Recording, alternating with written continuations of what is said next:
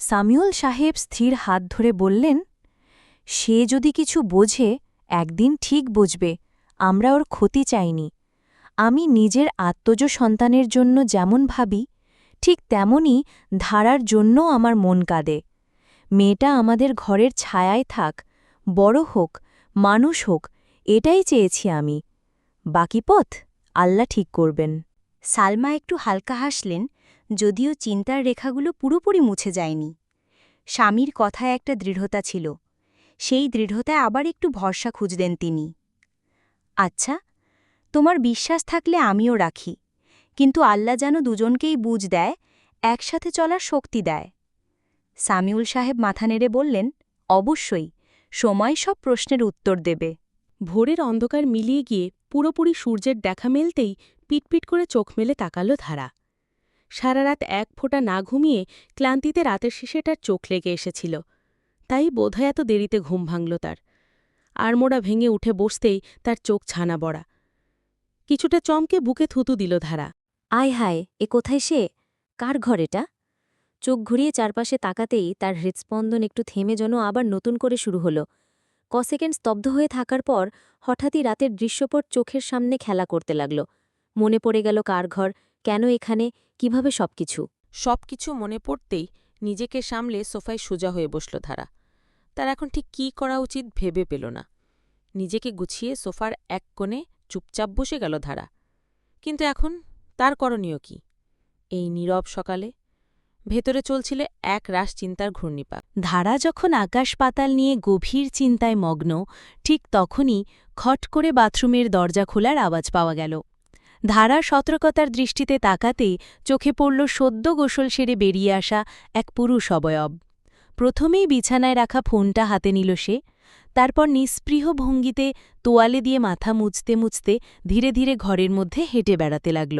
এক হাতে তোয়ালে দিয়ে মাথা মুছতে শুরু করল শ্রাবণ, আর অন্য হাতে মোবাইল ধরে কি যেন দেখছিল। সাদা ট্রাউজার পরা সেই শরীরের ওপরে কোনো পোশাক নেই, ভেজা গা থেকে গড়িয়ে পড়ছিল পানির কণা। অদ্ভুত এক ঘোর লাগা দৃশ্য। শরীর জুড়ে জলকণার চিকচিক ছটা। সূর্যের কিরণে ভেজা চুল ও বুক যেন ঝিলমিল করছে। ধারার চোখ আটকে গেল সেই দৃশ্যপটে। ভেতরে কোথাও যেন কিছু কেঁপে উঠল। এভাবে কোনো পুরুষকে প্রথমবার দেখছে সে। শ্রাবণের ভেজা বক্ষের দিকে কেন যেন খুব লজ্জা লাগল তার। বুকের ভেতর লজ্জার অস্বস্তির গুমট জমে উঠল। নিঃশ্বাস আটকে গেল। আবিষ্কার করল লোকটা অনেক সুন্দর, মারাত্মক ফর্সা। ঠিক তখনই শ্রাবণ চোখ তুলে তাকাল তার দিকে। এক সেকেন্ডের জন্য চোখে চোখ পড়ে গেল। ধারা যেন হঠাৎ নিঃশ্বাস নিতে ভুলে গেল। অথচ বিরাট স্বাভাবিক ভঙ্গিতে শ্রাবণ জিজ্ঞেস করল, কোনো সমস্যা? ধারা যেন নিজের নিঃশ্বাস খুঁজে ফিরছে। এই মুহূর্তটা স্বপ্ন না বাস্তব বোঝার মতো সময় পেল না। তবুও নিজেকে গুছিয়ে নিয়ে জড়ানো কণ্ঠে বলল, জি, হ্যাঁ, না মানে, জি না। শ্রাবণ ভ্রু কুচকে তাকাল। ফোনের স্ক্রিন থেকে চোখ সরিয়ে সে এক ঝলকে পুরো ধারাকে পর্যবেক্ষণ করল। আরও বেশি বিরক্ত হল খানিক। শাড়িটা এলোমেলোভাবে পেঁচিয়ে বসে আছে, তাতে সে যেন আরও ছোট, আরও বেখাপ্পা লাগছে। শাড়ি যদি পরতেই নাই পারে তাহলে পরে কি দরকার? মনে মনে বিরক্ত হল শ্রাবণ। এই যে বাচ্চাদের মতো শাড়ি পেঁচিয়ে জড়সড় হয়ে বসে আছে, এসবের মানে হয়? আর একটা বিষয় ওর চোখে পড়ল, অতিরিক্ত সাজগোজ করেছে পিচ্ছিটা। মুখে ফাউন্ডেশনের পুরো আস্তরণ, ঠোঁটে টুকটুকে লিপস্টিক। এমন করে সাজার দরকারটা কী ছিল? আর কাল রাতে ফ্রেশ হয়নি কেন মেয়েটা? ভেতরে ক্রমশ জমে ওঠা চরম বিরক্তি আর বিতৃষ্ণা নিয়েই মোবাইলটা বিছানায় ছুঁড়ে ফেলে শ্রাবণ হঠাৎ বলে উঠল, তোমার কি কোনো সালোয়ার কামিজ বা গাউন এমন কিছু নেই? ধারা এক মুহূর্তের জন্য বুঝল না। হুট করে এমন প্রশ্ন আশা করেনি যে। এরপর একটু সময় নিয়ে বলল, সালোয়ার কামিজ আছে, কিন্তু ওগুলো তো পুরনো। দ্বিতীয় বাক্যটাকে গুরুত্ব দিল না শ্রাবণ। সাথে সাথে খ্যাক করে বলে উঠল, এই মুহূর্তে বাথরুমে যাও, গোসল করে সালোয়ার কামিজ পরবে তুমি, আর খবরদার কোনো সাজগোজ করবে না। কথা বুঝতে পেরেছ? ধারা বাধ্যের ন্যায় উপরনিচ মাথা নেড়ে বলল, বুঝেছে। শ্রাবণ এবার টি শার্ট পরে নিল। ধারা এক পলক সেদিকে তাকিয়ে মিনমিন করে জিজ্ঞেস করল, আমি কি চুড়ি নুপুরও খুলে ফেলব? শ্রাবণ ভ্রু কুচকে ধারার হাত ও পায়ের দিকে তাকাল। সরু চোখে তাকিয়ে গভীর বিরক্তিতে আদেশ ছুড়ে দিল, হ্যাঁ অবশ্যই, চুড়ি আর নুপুরের শব্দ অসহ্য লাগছে। ধারা কেমন অদ্ভুত দৃষ্টিতে তাকালো শ্রাবণের দিকে। তাকে তো বলা হয়েছিল স্বামীরা সাজগোজ পছন্দ করে, এই লোক বুঝি পছন্দ করে না? কিছু একটা ভেবে হঠাৎই উঠে দাঁড়ালো ধারা। শরীরে এখনও অবশ, মাথায় যেন হাজারটা প্রশ্ন ঘুরছে। তবুও সে স্থির চোখে তাকালো বাথরুমের দিকে। কিছুটা দ্বিধাগ্রস্ত ভঙ্গিতে ধীরে ধীরে পা বাড়াল সে। শ্রাবণের গা থেকে আসা বেলিফুলের গন্ধ, ঘরের ভেজা বাতাস আর আয়নার সামনে ঝুলতে থাকা তার কয়েকটা টি শার্ট, সবকিছু মিলিয়ে বাতাসটা ভারী লাগছে তার কাছে। একটু অস্বস্তি হচ্ছে। যারা স্বামীর অবাধ্য হয় তারা অনেক অত্যাচারিত হয়। গ্রামে থেকে সবই ছোট থেকে ধারা দেখে এসেছে। এর উপর বিয়ের আগে চাচির বলা কথাগুলো শুনেও বেশ আতঙ্কে ছিল ধারা।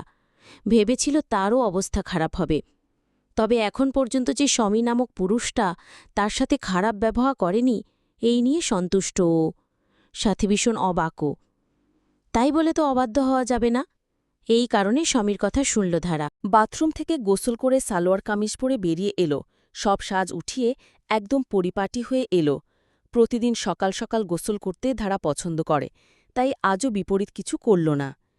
কিন্তু বাথরুম থেকে বের হতেই ধারা চমকালো। বিছানায় বসে আছেন সালমা বেগম। তাকে দেখে ধারা সহসা মাথা নামিয়ে এগিয়ে এলো। সালমা বেগম তার জন্যই অপেক্ষা করছিলেন। ধারাকে দেখে তিনি বিছানা থেকে উঠলেন, দুহাত বাড়িয়ে কাছে ডাকলেন ধারাকে। ধারা, এদিকে এসো তো মা। ধারা জানে ইনি তার শাশুড়ি মা, কিন্তু শাশুড়ির ব্যবহার একটু ভালো হয়? কি আদর করে ডাকছে! অভিভূত হয়েই এগিয়ে গেল ধারা। সালমা এবার মেয়েটার দুহাত ধরে মাথায় হাত বুলিয়ে দিলেন। আদুরে কণ্ঠে জিজ্ঞেস করলেন, রাতে ঘুমোতে কোনো সমস্যা হয়েছে? নতুন পরিবেশ মানিয়ে নিতে পেরেছ তো? ধারা একপাশে মাথা এলিয়ে দিয়ে বলল, জি, চেষ্টা করছি, কোনো সমস্যা হয়নি। সন্তুষ্ট হলেন সালমা বেগম। দীর্ঘশ্বাস ফেলে পুরো রুমে তাকিয়ে এবার সন্দিহান কণ্ঠে জানতে চাইলেন, রাতে তুমি কোথায় ঘুমিয়েছিলে? ধারা এক মুহূর্ত চুপ থাকল। অত গভীর চিন্তা না করেই তর্জনী তুলে ইশারা করে বলল, ওই যে ওখানটায়। ধারার আঙুলের ইশারা অনুসরণ করে পাশে তাকালেন সালমা বেগম। অসহায় মুখে জিজ্ঞেস করলেন, সোফাতে? ধারা ধীর গতিতে মাথা নেড়ে হ্যাঁ বোঝাল। এ পর্যায়ে ভেতরে ভেতরে প্রচুর রেগে গেলেন সালমা বেগম। তার মানে তার আন্দাজি ঠিক হয়েছে। ছেলে তার মোটেই ধারাকে মেনে নিতে পারেনি, রেগে আছে এখনও। কিন্তু তাই বলে মেয়েটাকে সোফায় ঘুমোতে দেবে? এই শিখিয়েছেন তিনি ছেলেকে।